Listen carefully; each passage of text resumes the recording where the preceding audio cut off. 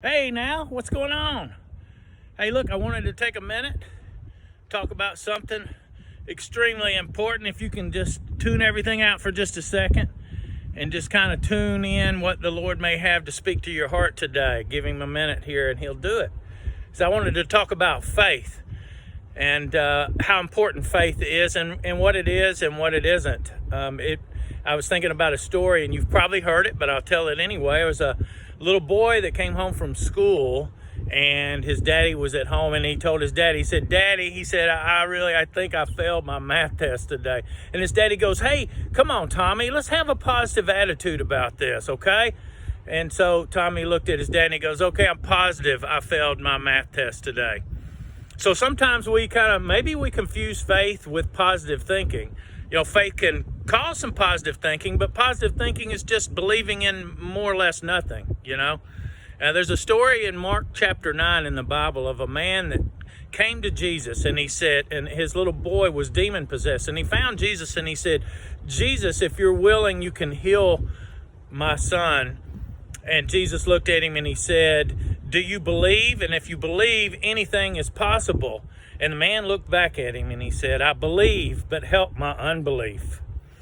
And Jesus healed that little boy, you know. And I'm not saying that we should have an incomplete faith, but what I'm saying is we can come to Jesus to ask for wisdom and more faith in our life.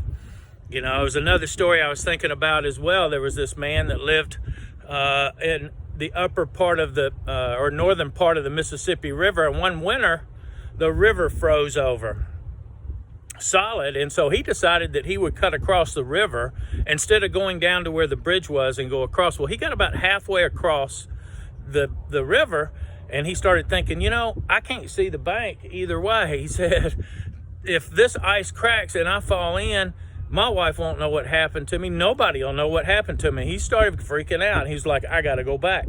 So he said, well, I better not be on both my feet and have all my weight in one place. So he got down on his knees and he spread out, and he said, well, maybe that's not good enough. So he laid flat on the ice and he started scooting across the ice, and all of a sudden he heard this loud crack in the ice.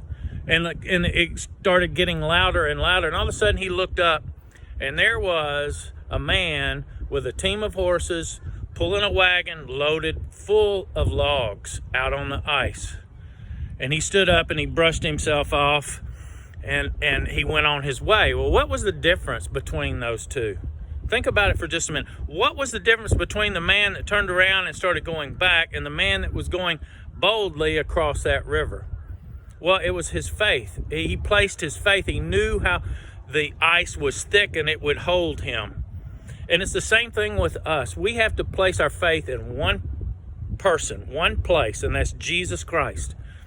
And that's where your faith is. And so once you get your faith planted in Jesus, then it can grow. Well, you say, well, how does it grow? How do I get my faith to grow, you know? Well, there's a number of ways to get your faith to grow.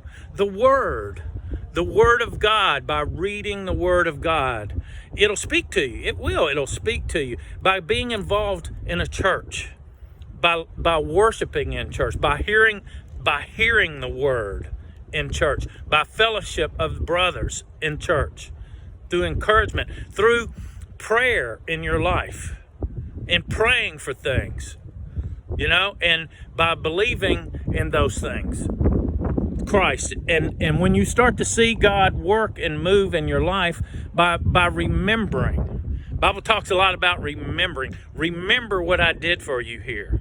Those things will help build your faith at all times. So the number one thing that we need is faith, but that faith has to be planted in the right person, and that is Jesus Christ. So it reminds me of a song that back years ago we used to sing in church. It was How I Trust Thee. Jesus, Jesus, how I trust Thee.